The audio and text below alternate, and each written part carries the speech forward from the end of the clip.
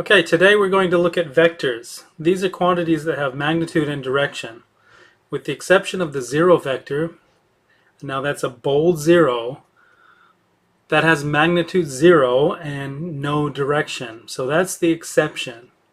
In 2 and 3 dimensions, vectors are often depicted as arrows. So like what I have shown on the right, there's a direction that goes up and to the right. And the magnitude is the length of the vector itself when you depict it or draw it in the xy plane. They're more abstractly defined, however, and involve the concept of a vector space over a field of scalars. Now that field of scalars is usually just the real numbers, and it will be for this course, it'll be the real numbers. So if we are talking about a scalar, we're talking about a real number rather than a vector. Okay, so the entries in the vector, the components that define the vector mathematically, those will be numbers or scalars. The collection of, say, all 2 or 3 together might be a vector. Examples of vectors could be a force. If I'm pushing on my table, I'm pushing in a direction of a particular quantity, so magnitude and direction. Gravity is a force. It brings things down, and it has a magnitude of, say, 9.8 meters per second squared. But other examples of vectors could be polynomials or matrices. Okay, let's have a look at some definitions. Vectors are usually denoted in bold, like what we have here. The V I'm talking about is denoted in bold, but when you write it by hand, you could put a tilde under it, like what we have here, or you can put an arrow above it, like what we have here. The magnitude or the norm of the vector V is often denoted by 2 lines around it. So when you put 2 lines around your vector like what we have here, that talks about the magnitude of the vector. Now the one up to the right is not a power, it's a footnote. So let's have a look at the footnote. So this says, this assumes Pythagoras' theorem. A squared plus b squared is c squared, so be sure that you learn about Pythagoras' theorem as well. In 2-dimensional vectors, the direction of the vector v is often given by the counterclockwise angle that the corresponding arrow makes with the positive part of the x-axis. So if you look at this diagram here, I've got a dashed line that is parallel to the x-axis down here. Okay, now if I measure the angle that this vector makes with this dashed line that's parallel to the x-axis, I take that counterclockwise. To me, that looks like about 45 degrees. All right, in this example. So that would be the direction of the vector reported as an angle. All right, and the magnitude would be the length of this arrow, calculated using Pythagoras' theorem. A squared plus b squared equals c squared. If c is the hypotenuse, then c is equal to the square root of a squared plus b squared, where a is the length in this direction and b is the length in this direction. All right, let's have a look at some more examples of vectors. Velocity, 100 kilometers per hour would be the magnitude, and that velocity would have a direction, say north.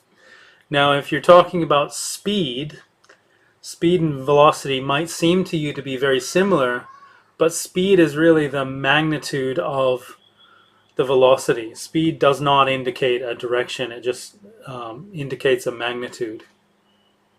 For example, you might be traveling at 30 kilometers per hour around a roundabout. So that would be an example of a speed. That might be a constant speed around the roundabout, but as a vector, the vector is constantly changing as you move around because its direction is always changing. The magnitude of it might be staying constant at 30 kilometers per hour. Atmospheric pressure, 995 kilopascals. So the direction could be down, for example. The stock market, it may have gone up 2.4%. So if the price of a share yesterday was $100, today it might be $102.4. And so that you could think of as a vector because it has moved up in price. So that's a direction.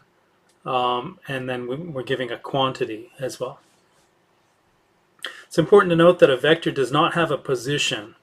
Okay, yes, have a look at example, the figure 3 here.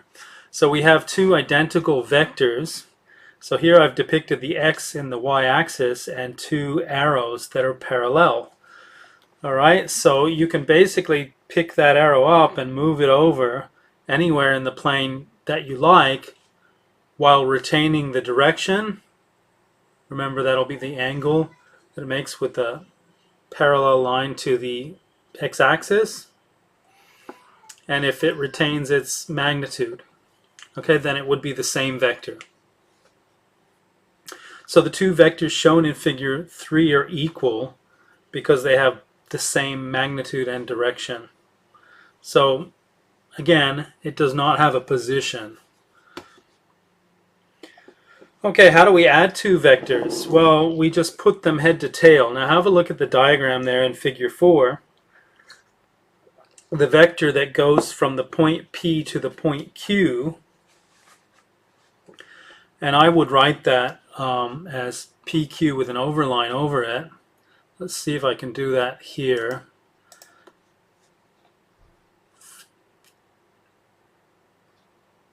All right, so I'll put PQ, and then I'll show you what I mean. No, that's not it. Something like this. I put an arrow. So this is saying going from the point P to the point Q. Now, incidentally, if I knew the position of those points, then this would be equal to Q minus P as a vector, right? I take the coordinates of the points, I put the second one first, and the first one second. I take the difference. Q minus P is the vector PQ. And that tells you how do I get from the point P to the point Q. Right? So if you had the coordinates of the point P, notice that Q minus P plus P gives you Q as a point.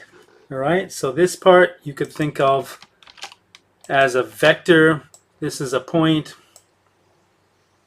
Right? So you're adding this to the point, and you get another point.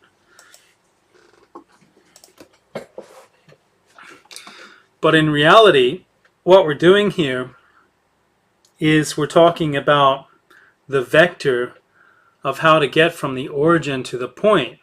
Now, it's worth talking about. Okay, so, and for this, I think I want to open up Paint and quickly describe this. All right. So I'll color in a point P, and then over here I'll color in a point Q. Okay, and let's suppose that the origin is here. Now in this case, the origin, let's suppose it's the point 0, 0.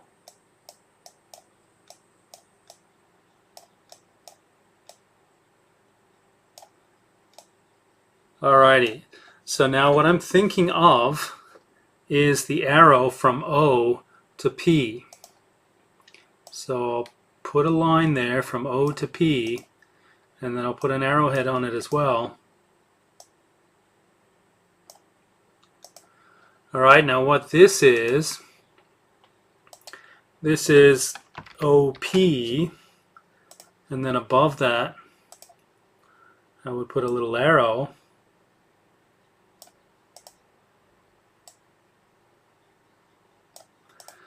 Okay, so this is P minus O. taken as points, right? So when we think of the point P in saying that PQ is Q minus P, what we're really doing is we're focusing on these vectors that tell us how to get from the origin to the point. All right, so over here we have another vector.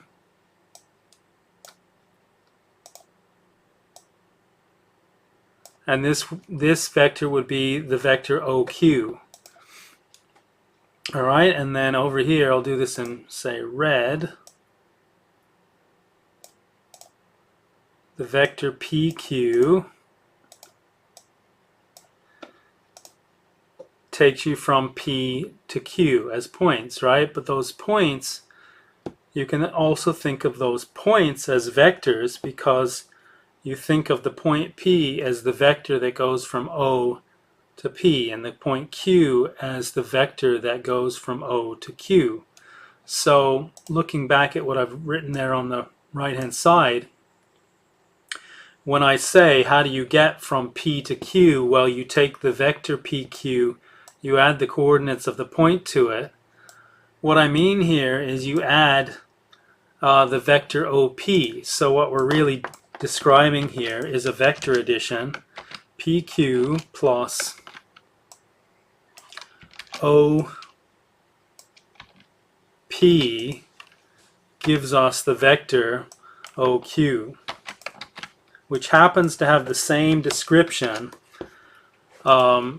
as the point, right? Because when I write a vector, I'll put something like round brackets A comma B, where the A part says how many units do I go in a direction parallel to the x-axis, and then the B part is how many units do I go in a direction parallel to the y-axis.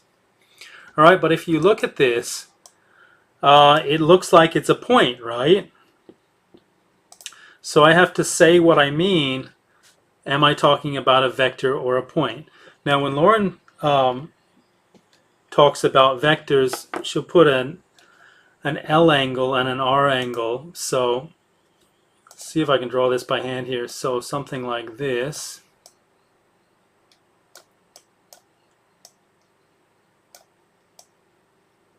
So Lauren will describe vectors with those pointed brackets, and that's totally fine. You can do that too if you like. I just use the round brackets for both points and vectors, so I have to distinguish that through context. Alright, so I'll move this back and then we'll talk more about vector addition. So to add two vectors, you put them head to tail. So for example, the vector PQ plus the vector QR, they're depicted here with the tail of the vector QR touching the head of the vector PQ. Now remember, you can move these vectors around anywhere. So you can place them like that without changing what the vectors are. Okay, so the sum of PQ and QR gives the vector PR. But notice that PQ here, since we have a parallelogram, PQ is equal to SR. And so it's the same if we take the other way around. So remember, we have commutativity of addition with numbers, so we have that with vectors as well. So we could swap these around, and so when we do this in terms of the points of the parallelogram, we could write W plus V, right? And that would be the same thing. So the vector from P to S is W. It's also equal to the vector from Q to R, that's W. So if we put this head to tail, P to S, and then we line that up with the tail of the vector V being, in this case, from S to R, we line that up, we get the sum, which is again the vector PR. Okay, now differences work in the same way. For a difference, you take the one with a minus sign in front and you turn it around, and then you can just add. So to subtract vectors A and B, A minus B is computed by reversing the direction of B, and then adding this to the vector A. But this is the geometric addition of vectors, addition and subtraction. So if I had the components of a vector, then it might look like, so I might have, say, suppose v is equal to the vector a comma b, and suppose w is equal to the vector c comma d, where the a and the b are the how far you go in the x direction, and the b is how far you go in the y direction. The c is how far you go in the x direction, and the d is how far you go in the y direction. So if I were to add these two vectors, mathematically here it's very simple. It's just a plus c followed by b plus d, right? And there I have the sum. So what I'm talking about here in terms of vector addition is how to think of this geometrically.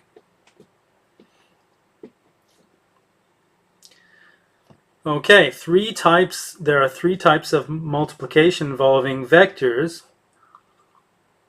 First is the scalar product, otherwise called a dot product, and the cross product. Oh, right, so no, scalar product is a product of a scalar times a vector. A dot product gives you a scalar, but it's a different kind of product. So we've got three: the scalar product, the dot product, and the cross product. Scalar multiplication takes a scalar, k, remember that's a number, and multiplies that by a vector v to form kv. Now I'll just show you what that would mean if you had the components. So kv in this case would be k times a comma b, where again a is the direction that v goes parallel to the x-axis, b is the quantity that it goes in the direction parallel to the y-axis. So if I were to multiply this out, then I would have Ka followed by Kb. Okay, the vector Kv has the same or the opposite direction as v, depending on the sign of k. So if k is positive, then it has the same direction as v. If k is negative, it has the opposite direction of v. But the magnitude of kv is equal to the absolute value of k times the magnitude of v. All right, so if I'm doing that with the components again, and I'm taking the magnitude of kv, so then that is, so kv, remember, is ka comma kb. And again, this is assuming that I have a two-dimensional rather than a three- or four-dimensional vector, or so on. Right? I only have two components if it's two-dimensional. Okay, so the magnitude of Ka comma Kb is equal to the square root of the sum of the squares of the entries. So then I have Ka squared plus Kb squared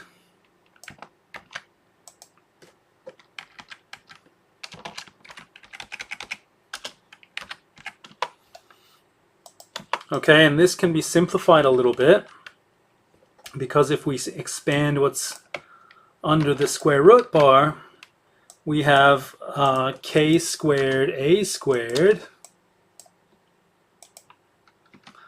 and then k squared b squared.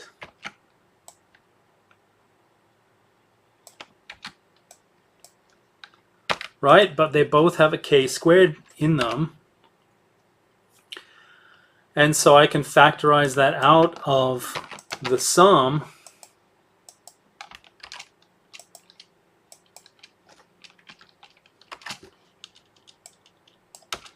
And then take the square root of k squared. And what I'll get is the absolute value of k, which we represent with only one bar. And so what the sum of the squares, well, this one here, the square root of the sum of the squares, that is just the norm of the vector v. So what we have here is the absolute value of k multiplied by the norm of the vector v.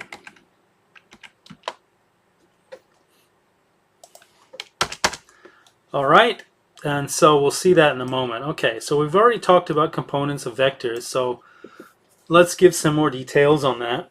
So a vector v in 2 space, so that's the set of real numbers, and there's a superscript of 2, but what that means is it talks about the set of vectors with 2 components, or 2-dimensional vectors with real scalars. So a vector in 2 space can always be represented in the form v equals v subscript x comma v subscript y. Now over here I've used a comma b, so I can do that too. Right? Vx is the component of the vector parallel to the x-axis, and vy is the component of the vector parallel to the y-axis. So note that the notation with the pointed brackets is sometimes used for that, and that's what Lauren has used in her videos. Occasionally it's convenient to display these as column matrices, where you put the first component on top followed by subsequent components. So this is what that might look like in 3 space, or 3-dimensional space where the entries are real numbers. So alternatively, it's common to write them in terms of unit vectors, that is, vectors of norm or magnitude 1, I, j, and k, to represent this in terms of sums of I, j, and k. Now, I, j, and k, remember, they're vectors. So vx times I hat plus vy times j hat is the same as the vector vx comma vy. You just set out the components as times the I hat vector, the j hat vector, and if you have a third dimension, the k hat vector. But you can think of these as placeholders in this form, or in this form. Okay, again, the vectors I, j, and k have magnitude 1, right, because that's just how they're defined. So if I were to give this in this form, the vector I would be 1, 0, or in 3 dimensions 1, 0, 0, and the vector j would be 0, 1, or in 3 dimensions 0, 0, or sorry, 0, 1, 0. Now the vector k, that refers to 3 dimensions already because we need a third, so in 3 dimensions that would be 0, 0, 1. Okay, if you take the magnitude of those, then you see that the magnitude is equal to 1. All right, in figure 5 we have a little diagram showing the components of the vector v. So you see vx is the length of this vector that adds up to the vector v, but part of the, the vector that adds towards v is parallel to the x-axis. And likewise, v subscript y is parallel to the y-axis. Okay, the direction of the vector v, given in terms of the angle theta, may be determined using trig identities. Yes, so if we scroll back and have a look at this diagram, we're after this angle here, right? So we can get that angle using components. Now the length of the vector is the magnitude of v.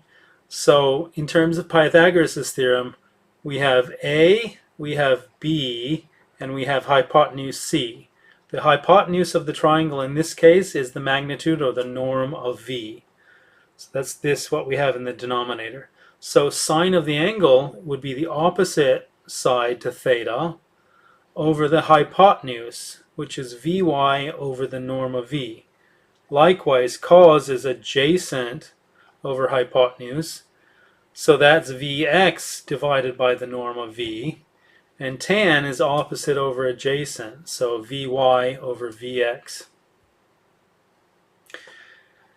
Alright, so the norm, remember, that's determined using Pythagoras' theorem, and if we have 3 dimensions, or if we have a vector in 3 space, then the norm is the sum of the squares of the components, and then you take the square root. Okay, conversely, given the direction theta of a vector, we can find the components using the following identities. So these are just a rearrangement of what we have above. So we take sine theta as Vy over norm of V. We multiply both sides by the norm of V, and we get that Vy is equal to the norm of V sine theta. Likewise, if we take the cosine formula, cos of theta is Vx over the norm of V, we multiply that by the norm of V, we have an identity for Vx, that it's equal to the norm of V times the cosine of the angle, or the direction angle. All right, let's have a look at this example.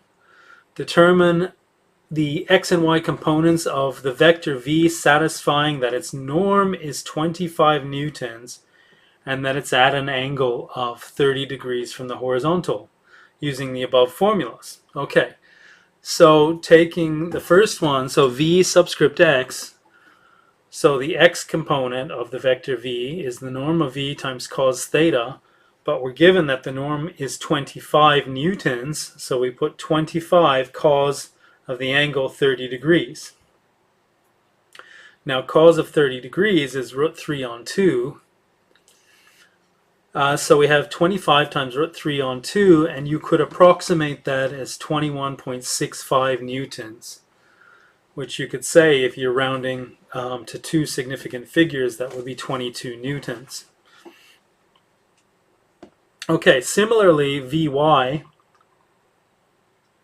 is the norm of V sine theta. Sine 30 is 1/2, so we have 25 over 2, and you could approximate that as 12.5.